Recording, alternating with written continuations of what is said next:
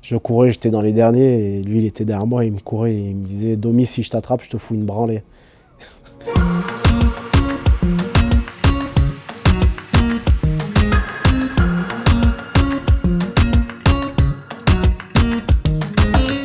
Alors j'y suis venu au combat par hasard. Je faisais du foot, mon frère faisait du foot aussi. Enfin, un de mes frères faisait du foot et il a décidé d'arrêter le foot pour partir au rugby. Et moi, je me plaisais pas spécialement au foot et je l'ai suivi. Et ça en est venu comme ça. Parce que j'ai mon grand-père qui faisait un peu de rugby. J'avais mon autre grand-père paternel qui, lui, était pas du tout dans le rugby, il était dans le foot. Il a joué à l'époque en équipe d'Algérie il y a très longtemps. Et donc, on était plutôt parti un peu dans le foot. Et mon frère a pris cette voie-là, je l'ai suivi. Et depuis l'âge de 6 ans, j'ai pas quitté le rugby. Alors comparé aux autres, je sais pas, je pourrais pas vraiment te faire d'équivalence parce que j'ai pas fait beaucoup d'autres sports à part que le rugby. Mais ouais, si, école de la vie, ouais. École de la vie parce que je pense que j'ai appris beaucoup de choses dans tout mon parcours au niveau du rugby. Vu que j'ai commencé quand j'avais 6 ans, j'ai appris beaucoup de choses.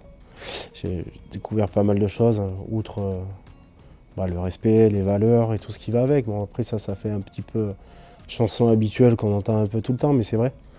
C'est vrai, on découvre pas mal de choses. Déjà le fait de vivre ensemble, de jouer ensemble, de rendre des vestiaires qui sont propres, de respecter le maillot qu'on a quand on nous le donne à l'école de rugby, quand il faut le rendre, le nettoyer.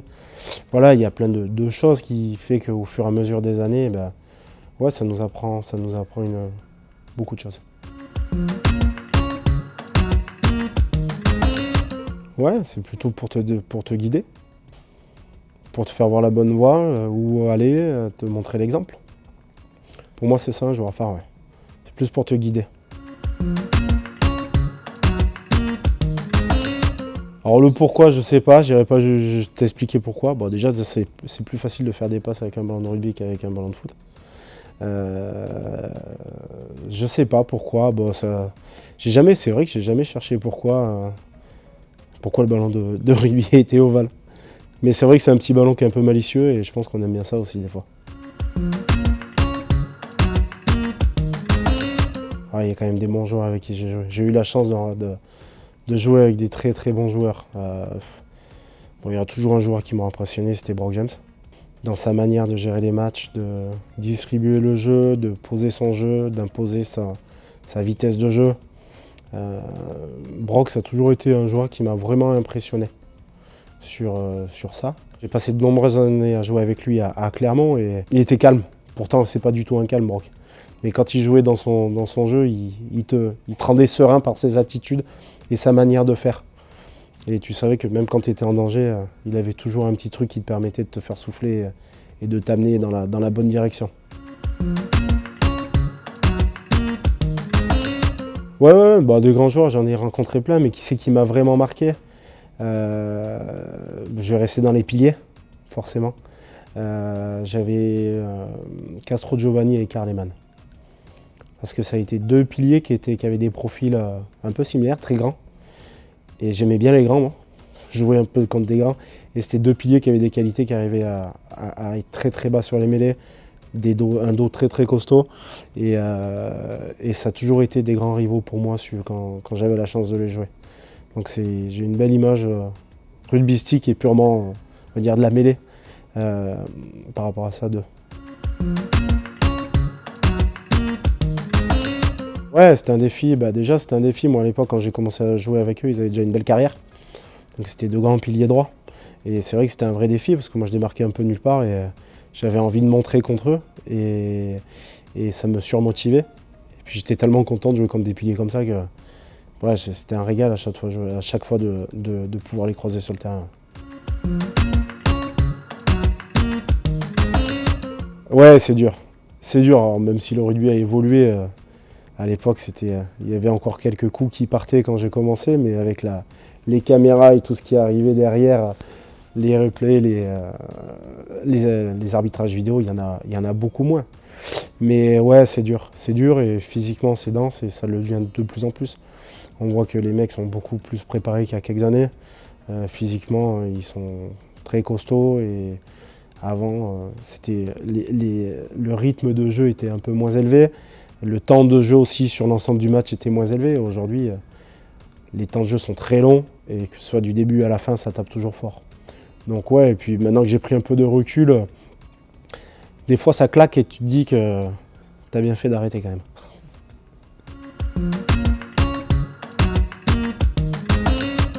On essaie de s'adapter par rapport à ça, pas répondre déjà, et d'essayer d'être plus intelligent que ça, de contourner un peu le problème différemment, de voir les choses un peu différemment. Ouais.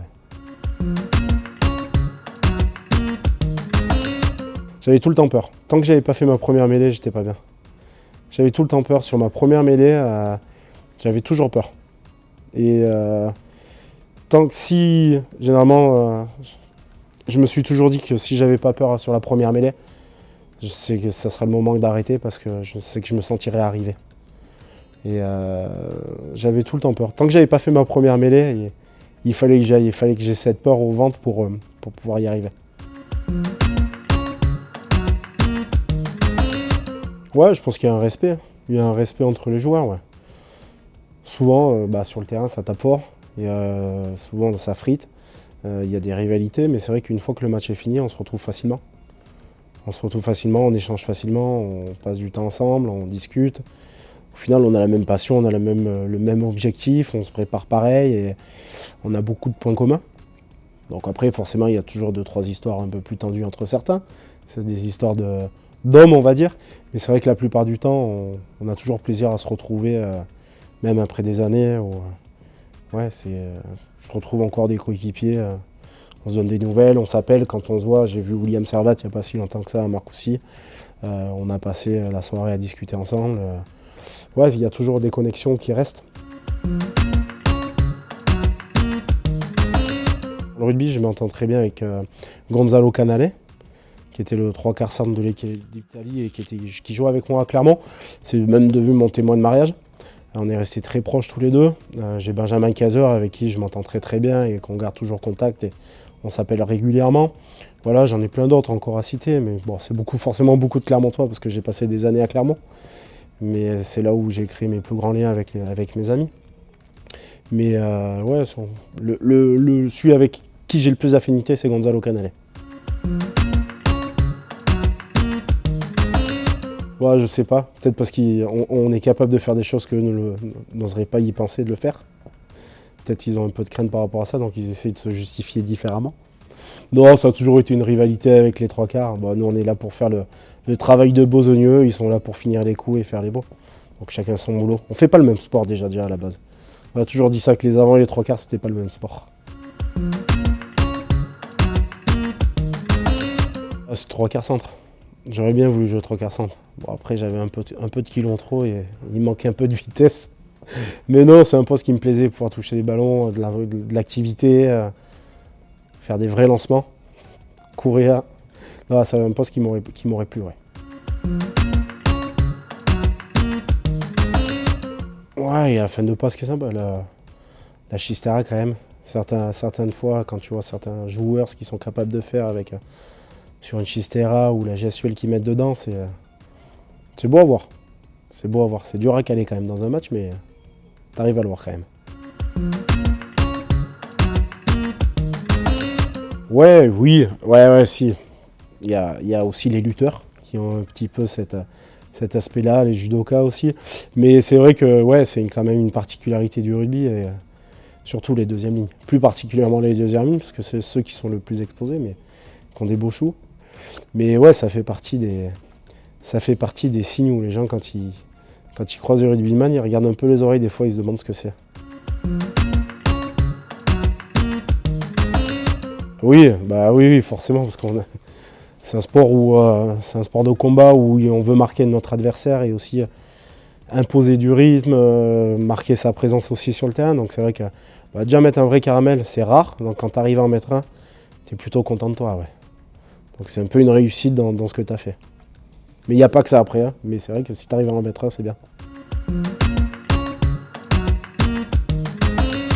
Tu essayes de vite te relever et si tu as mal, tu serres les dents pour pas passer pour un con.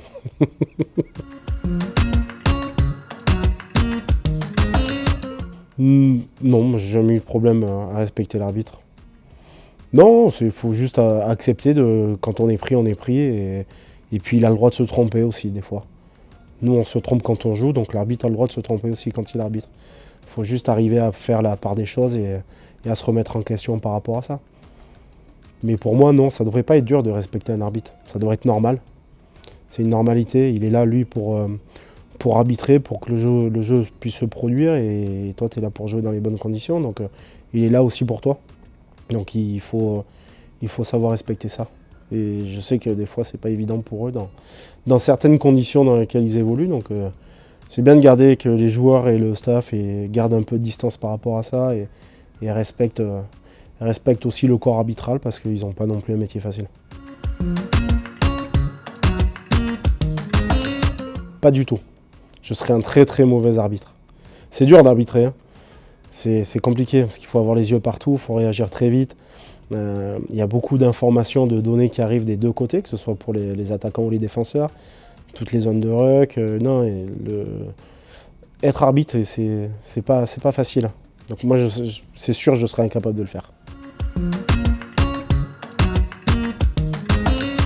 Oui, ça chambre, bien sûr que ça chambre.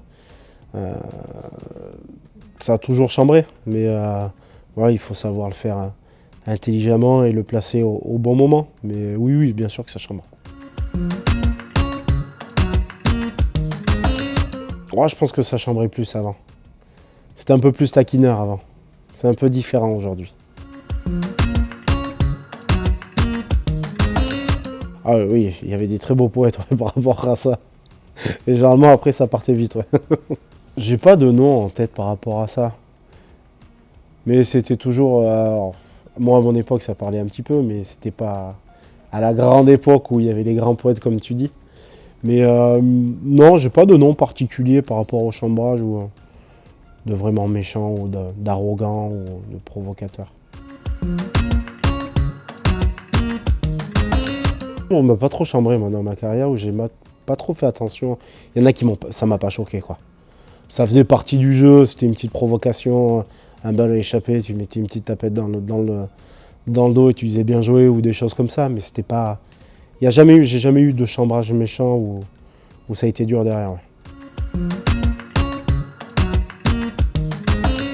C'était des chambreurs mais discrets. C'était des petits malins. C'était des filous là-dessus. Ils filaient un petit pic et ils se barraient, histoire de faire monter un peu la mayonnaise, tu vois. Histoire d'agacer les gars. C'était le petit coup vicieux, tu vois. Et après, il partait sur autre chose. Je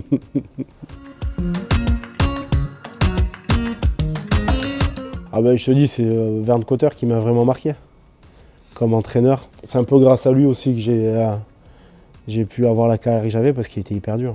J'ai des souvenirs avec lui. Ma première saison où je montais avec les pros, j'étais encore espoir. Je fais la préparation physique avec le groupe professionnel et on part en stage en Suisse. Réveil à 6h du matin, footing. Et je courais, j'étais dans les derniers et lui il était derrière moi, il me courait et il me disait « Domi, si je t'attrape, je te fous une branlée ». Donc du coup, il y avait Raphaël Chanal à l'époque qui m'avait récupéré sur le bord. Il m'a dit « Tu me lâches plus, on va le faire exploser le gros derrière ». Donc ouais, Verne c'était un peu à l'ancienne. Parce qu'il était dur avec moi et que je le craignais un peu et qu'il m'a fait sortir un peu de ma zone de confort et qui m'a fait grimper dans le rugby. C'était sur l'aspect humain où il était dur envers moi et je pense que j'en avais besoin de ça. Sur l'aspect technique, non, mais il était toujours derrière moi pour me bouger. Et c'est ce que je te dis, c'est ce qui m'a fait sortir de ma zone de confort et qui m'a fait progresser en fait. Parce que j'avais besoin de ça, j'avais besoin de quelqu'un qui soit derrière moi à me foutre de la pression et à me faire un peu peur. C'est grâce à ça aussi que j'y suis arrivé, parce que si je ne l'avais pas eu, je pense que je ne serais jamais sorti de cette zone de confort et je me serais un peu enterré dedans. Ouais, remercier, non. J'ai souvent dit que ça avait été un entraîneur qui m'avait beaucoup apporté. Je l'ai toujours dit ouvertement. Je ne l'ai pas dit directement. Peut-être un problème d'homme, ça, ou je sais pas. Peut-être de la pudeur, ouais. Peut-être de la pudeur. Après, il est parti de Clermont, ça a été assez précipité. J'ai jamais eu trop l'occasion de le revoir après. Je l'avais croisé un petit peu quand il était à Montpellier. Mais toujours dans des contextes où on était dans le rugby, où voilà, c'était pas sur des contextes extra-rugby, on va dire. Je suis devenu entraîneur parce que normalement, j'avais signé à la section 3 ans. Il me restait 1 an de contrat joueur et Au niveau des genoux, ça passait plus, ça devenait vraiment trop compliqué suite à mes blessures que j'ai eues pendant ma carrière. Et j'ai eu beaucoup de séquelles là-dessus. Et j'ai le staff de la section qui m'a proposé une reconversion en tant qu'entraîneur. Et en fait, c'est parti tout simplement de là. Je me suis posé longtemps la question, est-ce que j'avais encore envie de jouer? J'avais vraiment encore envie de jouer et il m'a bien fallu 1 an et demi pour accepter que je ne jouerais plus au rugby. Et je me suis bien posé la question, le pour, le contre. Je n'étais pas décidé d'arrêter et je me suis dit que je ne voulais pas faire l'année de trop et que ça me dégoûte du rugby. Du coup, j'ai décidé de saisir l'opportunité dans ma reconversion et, en tant qu'entraîneur de la mêlée. Et c'est vrai que pendant 1 an et demi, ça a été compliqué, je l'ai mal vécu. J'étais très content de ma situation en tant qu'entraîneur. En plus, on me laissait faire beaucoup de choses. J'étais assez libre dans ce que je voulais faire et mettre en place. Donc ça, c'était cool. Mais j'avais toujours cette envie de jouer et ce regret final d'avoir arrêté. Et puis aujourd'hui, non, je suis content. Je suis même content que ce soit passé comme ça. Je pense que tu as une transition entre le moment où tu fais toute ta vie dans le rugby et que tu arrêtes de jouer. Tu as une transition où tu as un certain manque. Écouter les joueurs déjà, ça c'est important, être à l'écoute, pouvoir échanger avec eux dans la discussion. Et après c'est aussi vivre ce qu'on veut transmettre, vivre ce qu'on veut donner. Et je pense que si tu vis ce que tu donnes et ce que tu as envie de partager, en fait, tu es plus dans le vrai en fait. Les gens sont capables de mieux comprendre et mieux entendre ce que tu as à leur dire si tu racontes vraiment un vécu ou tu es honnête dans ce que tu as à dire. Je me suis servi un peu de ça, je me suis servi un peu de l'expérience que j'avais eue par rapport aux entraînements que j'avais vécus, par rapport au relationnel que j'avais avec les entraîneurs, que ce soit du bon ou du mauvais. Hein. Parce que forcément, ce que j'ai pas aimé, je ne voudrais pas forcément le refaire avec les joueurs que j'ai aujourd'hui. Donc j'essaie d'être vigilant là-dessus, j'essaie d'être le plus honnête possible envers eux et puis envers moi aussi. Parce que si je ne suis pas honnête envers eux, je pense que je me trahirais. Donc j'essaie même si des fois... tu cherches un peu la facilité ou quoi que ce soit, faut rester, essayer de se garder sur sa ligne de conduite et ce qu'on s'impose un peu pour pouvoir se regarder dans une glace. Il y a certaines choses que je découvre encore, hein, mais je comprends pourquoi certains entraîneurs ont réagi à certains moments d'une telle ou telle manière. Et je leur veux pas aujourd'hui, hein, mais je comprends un peu mieux la situation des entraîneurs. Alors que quand tu es joueur, il y a plein de choses que tu ne te rends pas compte. Tu vois qu'une partie de l'iceberg et tout le reste, tu ne t'en rends pas compte quand tu es joueur. Et quand tu bascules de l'autre côté, c'est pas aussi facile que tu peux penser quand tu joues. Quand je suis parti de Clermont, j'ai eu une discussion après avec Franck Azema. On avait discuté un peu là-dessus, du fait que Clermont ne m'avait pas conservé et que j'étais parti sur une année où j'avais quasiment pas joué. Mais je le vois aujourd'hui, je suis très content de le voir. Et on a toujours des bonnes discussions. Et je comprends les choix des gens, des fois, sur certaines situations. Et j'accepte. Et puis moi, ça me permet de me remettre en question sur certaines choses. Il y en a d'autres que j'accepte pas forcément. Mais moi, ça me permet de grandir et de voir des choses différemment un peu.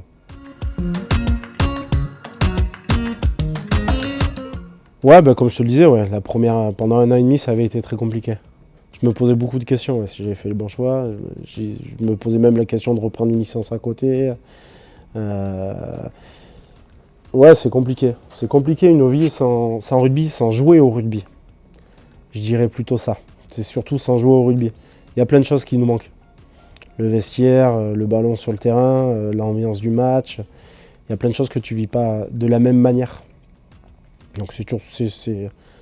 ça manque. Il y a des matchs qui te marquent, qui te permettent d'évoluer. Tu réfléchis plus quand tu perds. Tu te questionnes beaucoup, tu remets beaucoup de choses en question. Tu cogites, tu gamberges. Et forcément, quand tu gagnes, c'est facile. Tu profites du moment, tu savoures. Mais quand tu perds, tu broies un peu du noir, tu remets plein de choses en question. Donc ça te fait gratter, ça te fait cogiter, tu cherches de nouvelles choses. Tu essaies de t'améliorer en fait. Et forcément que ça te fait grandir.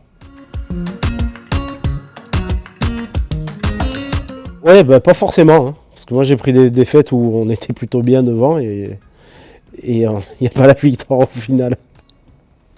Donc non, j'ai envie de non, c'est pas vrai.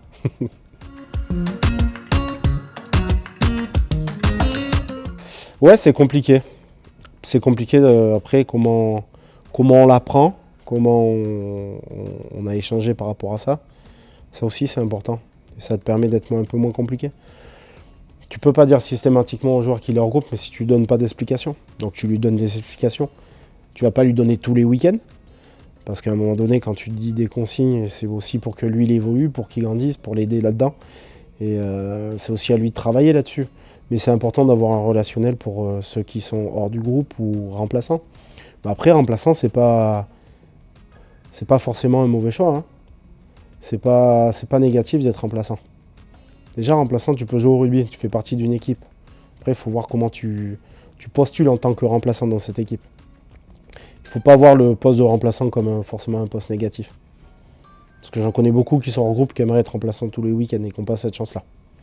Donc il faut aussi remettre les choses à la bonne place et voir aussi pourquoi tu es remplaçant. Non, c'est que...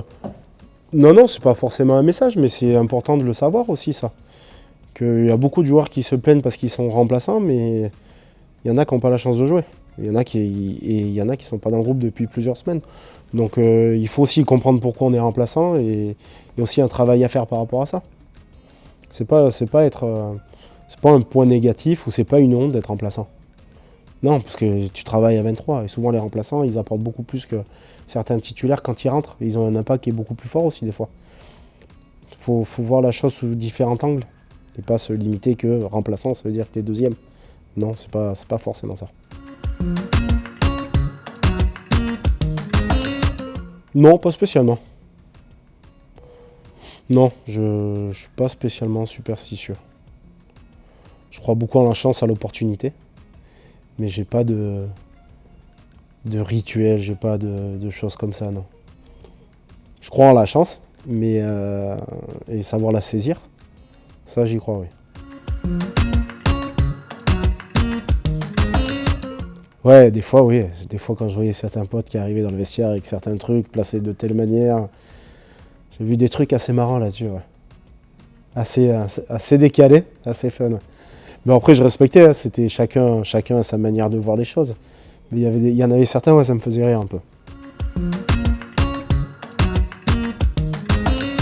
Je peux t'en dire deux, hein. C'est Anthony Floch et Julien Malzieu, hein. C'était deux numéros, je peux te le dire, hein. Ils en faisaient des conneries, hein. Bah, après, c'était marrant. Bon, après, on s'est connus quand on était jeunes à Clermont, mais après, ils avaient tout le temps la connerie. Ils faisaient que ça. Après, ça mettait une bonne ambiance. On était un petit groupe de jeunes, un peu plus ou moins de la même génération. Donc, ouais, ils étaient toujours là pour... Ils avaient toujours un truc à faire, à dire. Et forcément, ça crée toujours une bonne ambiance. C'était ça, il y a quelques souvenirs avec eux qui étaient plutôt pas mal. C'était des conneries au quotidien, que ce soit au centre d'entraînement à l'époque ou que c'était les jours de match ou en déplacement. Ils avaient toujours un truc pour te foutre la banane. Ça, c'était bien ça. Ah ouais, ils étaient malins les deux, ils le faisaient en douce. Ils le faisaient pas voir. Non, après Verne, il savait ça faisait partie d'eux. Ils étaient comme ça. Et je pense qu'il voyait bien que ça faisait du bien aussi à tout le monde. Donc il a accepté, parce qu'il se rendait compte que ça avait un impact sur le groupe qui était intéressant. Donc il en jouait un peu avec. J'ai rien fait de mal. J'ai pas de souvenir de choses que je regrette sur un terrain. J'étais pas un méchant, moi, sur le terrain. Moi, je faisais mon rugby, je me régalais, je m'amusais. Je pense pas avoir manqué de respect envers quelqu'un ou d'avoir fait de gestes déplacés ou quoi que ce soit. J'ai jamais été... Enfin, déjà, c'est pas moi. Je suis pas comme ça et sur un terrain, non. Non, je pense que... Je me donne pas le bon Dieu en confession, comme on dit. Mais non, sur un terrain, j'ai toujours été très réglo. Maintenant que tu n'es plus acteur, en fait, tu subis pendant les matchs. Donc il faut que j'arrive à prendre un peu plus sur moi, que je ferme un peu plus ma bouche, parce que des fois, j'ai un peu pas des excès de colère, mais ça sort un peu fort quand je crie. Donc d'autant plus qu'il n'y a plus de public maintenant, donc on l'entend. Donc c'est plutôt là-dessus que je dois travailler aujourd'hui. Bon, après, j'ai toujours poli, hein, bien sûr. Et je pense que j'extériorise un peu différemment. Je vois les choses différemment, ouais. Bon, après, moi, je suis en tribune, je ne suis pas sur le bord du terrain, donc j'ai encore un peu plus de recul sur les joueurs. Et bon, ils sont dans l'action, donc ils m'entendent pas forcément. Enfin, je pense pas.